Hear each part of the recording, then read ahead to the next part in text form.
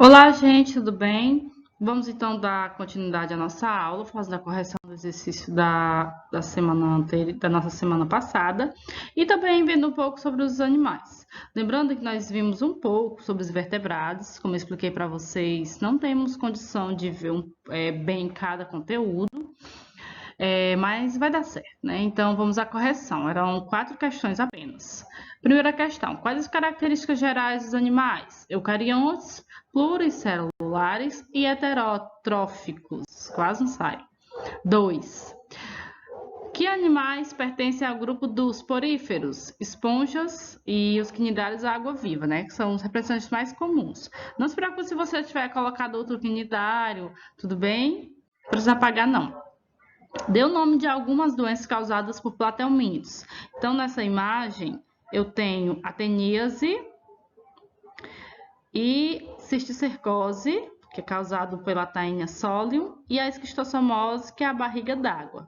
Se você tiver colocado outra, não tem importância, tudo bem?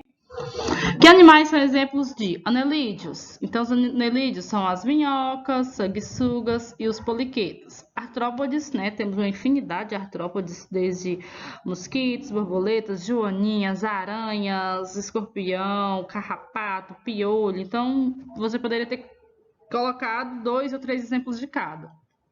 Equinodermos: estrela do mar, serpente do mar, bolacha da praia, lírio do mar, pepino do mar e ouriço do mar. Então, você pode escolher só 2, tudo bem? Você não precisa colocar todos os animais, não. E aí, vamos então para o nosso conteúdo de hoje, que vamos entrar no grupo dos cordados. O grupo dos cordados, para ser considerado um animal como cordado, ele precisa ter 4 características principais: tubo nervoso dorsal, notocorda, fendas faringianas e uma cauda pós-anal. Viu? Que aqui no embrião, nós temos aqui nessa imagem a notocorda, o tubo nervoso dorsal, aqui em azul, e as fendas faringianas. Então, essas são as características dos cordados. Outra imagem que vocês observarem, a notocorda em verde, o tubo nervoso dorsal, as fendas e a região caudal. Então, nós temos vários grupos que são cordados. Você pode até me dizer assim: professora, mas esse grupo não tem cauda. Só que essas estruturas, elas só precisam estar presentes na vida do animal na fase embrionária. Ela não necessita que elas persistam durante toda a sua vida. Então, nós temos como animal cordado 3 classificações: os urocordados, cefalocordados e os vertebrados. Os urocordados mais conhecidos são chamados de assídeos. Eles têm essa imagem. Eles são marinhos, quer dizer que eles só são encontrados em águas de água salgada. São sésseis, quer dizer que eles podem ser fixos, né? Ou livre-natantes, quer dizer que eles não nadam, porém eles vão na correnteza da maré. Podem viver isolados ou em colônias. Colônias são agrupamentos de um tipo de indivíduo. São filtradores, quer dizer que a água ela entra pelo sifão, né, que é como se fosse uma abertura, sai por outra abertura e eles vão filtrando partículas dentro dessa água. Os urocordados. Vejam que eu disse que a água ela vai entrar por esse orifício, sair por outro, e assim ele vai ter a sua alimentação. Novamente, uma imagem. Vejam que ele tem aqui a cauda, tem a notocorda, tem as fendas branquiais e tem o tubo nervoso aqui, que são as características justamente de um cordado. Outra imagem aqui é uma larva, né, de uma assídia. Imagem para vocês poderem observar a estrutura anatômica dele, que é uma colônia de assídias. Eu disse para vocês que eles tanto podem viver isolados, como podem viver em colônias. Eles têm algumas aparências bem bonitas. E agora vamos conhecer o nosso segundo grupo, que são os cefalocordados. Também são marinhos, né? Eles têm um sistema circulatório fechado, quer dizer que o sangue ele circula por dentro de veias. Possuem sexos separados, então nós vamos ter macho e fêmea, e a fecundação é externa, O que significa isso, tia? Significa que eles liberam os gametas na água e o encontro do gameta masculino com o feminino acontece na própria água e não dentro do corpo do animal, tá? Fecundação externa acontece uma fecundação fora, os gametas se encontram fora do corpo do indivíduo. Então, a imagem de cefalo acordado, eles têm uma característica de ficarem fixos, ficarem, como eu posso dizer, enterrados na areia e fica só a parte da boca com o tentáculo para fora.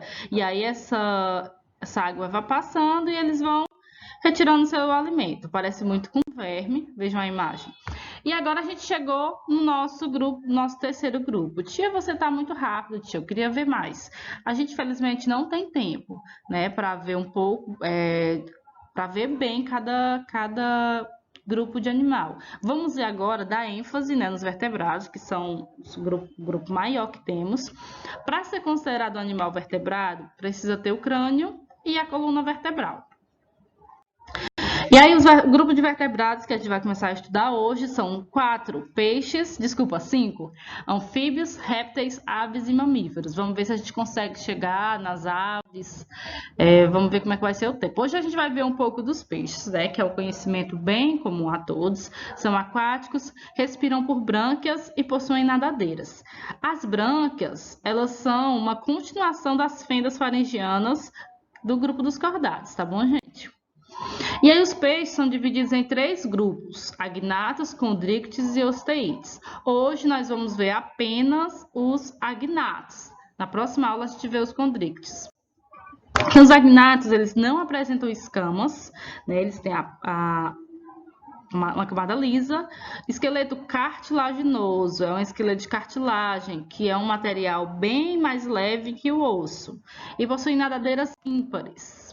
Não possui mandíbula. Mandíbula é essa estrutura aqui nossa óssea da boca que permite nós abrir e fechar da boca, tá? Vejam aqui os agnatos, eles não têm a mandíbula.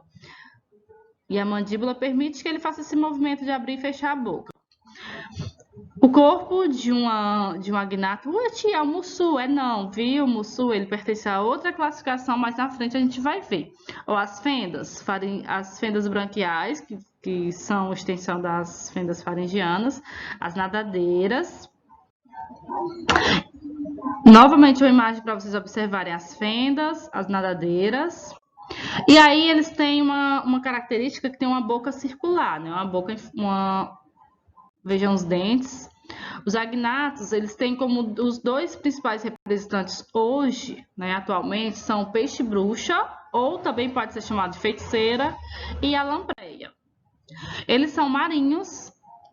Eu lembro, tia, sim, eles são marinhos porque eles vivem em água salgada, tá? Esses pontinhos aqui, ó, são glândulas de muco. Não sei se vocês estão conseguindo ver aqui em branco. Daqui a pouco eu vou mostrar para vocês como é esse muco. Peixe-bruxa, praticamente ele é quase cego, ele vive nos fundos dos oceanos e ele usa mais para perceber o seu ambiente esses tentáculos. Então, aquelas glândulas de muco que eu mostrei no slide anterior, quando esse animal ele se sente ameaçado, ele libera uma substância gelatinosa dessas glândulas e faz com que essa substância ela se grude nas brânquias desse possível predador, né, geralmente dos peixes, e aí o peixe ele acaba tendo que soltar esse peixe-bruxa e aí ele consegue se livrar de ser predado. Vejam, ó, é um muco bem grosso, né? Bem gelatinoso. E existem alguns países que comem, viu, esse peixe. A lampreia tanto pode ser de água salgada quanto de água doce. Vejam aqui as fendas branquiais. Ó, os buraquinhos, né, que são por onde ela respira. Boca circular também, né, assim como o peixe-bruxa. Vejam a imagem, como é bonito.